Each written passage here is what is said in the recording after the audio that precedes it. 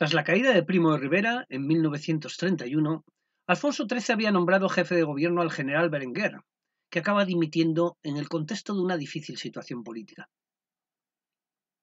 Tras la dimisión de Berenguer, el rey encomendó al almirante Aznar la tarea de formar gobierno para tratar de regresar a la legalidad constitucional. Este convocó elecciones municipales y a cortes constituyentes.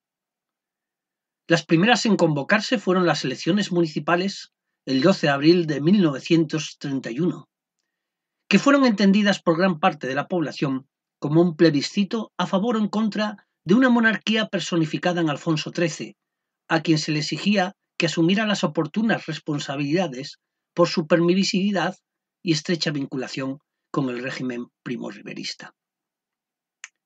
La interpretación de los resultados de estas elecciones han sido objeto de intensos debates historiográficos.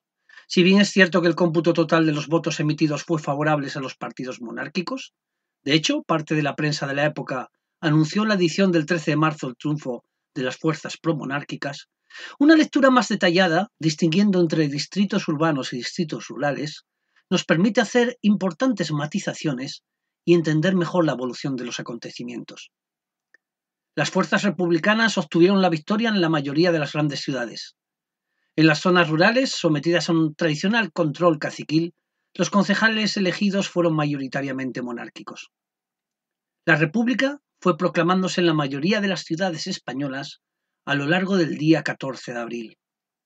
Ante esto, Alfonso XIII renunció a su poder y marchó al exilio. Inmediatamente después, se proclamó la República en las Cortes el día 14 de abril de 1931. La República fue recibida por la mayor parte de la población con gran entusiasmo, pues se presentaba como el marco ideal que permitiría proceder con las reformas políticas, económicas y sociales que necesitaba España para modernizarse y avanzar socialmente. Sin embargo, fueron muchos los obstáculos que amenazaron desde el principio la estabilidad del nuevo sistema.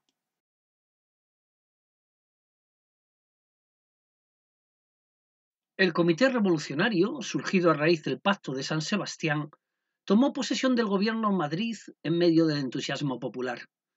Inmediatamente después se formó un gobierno provisional de coalición integrado por republicanos, socialistas y nacionalistas, presidido por Niceto Alcalá Zamora y formado además por figuras como Manuel Azaña, Alejandro Lerroux, Largo Caballero e Indalecio Prieto. Fuera de esta coalición quedaba la derecha monárquica, el nacionalismo vasco y el obrerismo comunista y anarquista. Siguiendo los acuerdos del Pacto de San Sebastián, el gobierno provisional convocó elecciones a Cortes Constituyentes para el 28 de junio de 1931.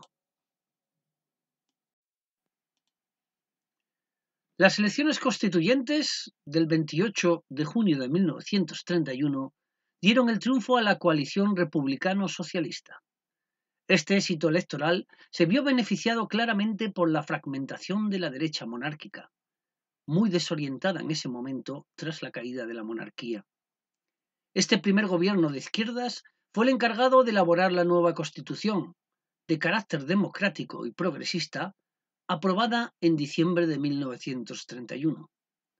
Sus principales características son: la República se constituye en Estado integral, aunque compatible con la autonomía de los municipios y regiones. No en vano, la Segunda República no olvidaba el fracaso del federalismo que había conducido a la división en la Primera República. Se establece la separación de poderes. El legislativo recae en unas cortes unicamerales. El ejecutivo, bajo el control parlamentario, queda en manos del Consejo de Ministros y el presidente de la República, y el poder judicial en jueces independientes. La Constitución establece la posibilidad de expropiación y de nacionalización de los servicios públicos por motivo de utilidad social. Introduce una amplia declaración de derechos y libertades. Se reconoce tanto el matrimonio civil como el divorcio. El voto es para los adultos mayores de 23 años y se reconoce por primera vez el derecho a voto a las mujeres. En materia religiosa, se declara la separación entre Iglesia y Estado. Se elimina el presupuesto del clero se declara la no confesionalidad del Estado y se disuelve cualquier orden que tenga como voto el respeto a una autoridad distinta a la del Estado español, lo que abría la puerta a la disolución de la Orden de los Jesuitas. Finalmente, se decidía por la Constitución la adopción de una bandera nueva, la tricolor. No consiguió el consenso de todas las fuerzas políticas, aunque fue aprobada por amplia mayoría, con 368 votos a favor de 466 y ninguno en contra. Los principales puntos de discrepancia fueron la cuestión religiosa y la autonomía de las regiones. Los temas que generaron mayor conflictividad fueron los relativos a la cuestión religiosa y en las regiones autónomas. La aprobación de los artículos referidos a la religión provocó una fuerte reacción eclesiástica y la dimisión de los sectores católicos, entre los que se encontraba el propio jefe del gobierno provisional, Alcalá Zamora, quien tras su dimisión fue sustituido por Manuel Azaña, lo cual no fue óbice para que una vez aprobada la Constitución, Niceto Alcalá Zamora fuera elegido como el primer presidente de la Segunda República.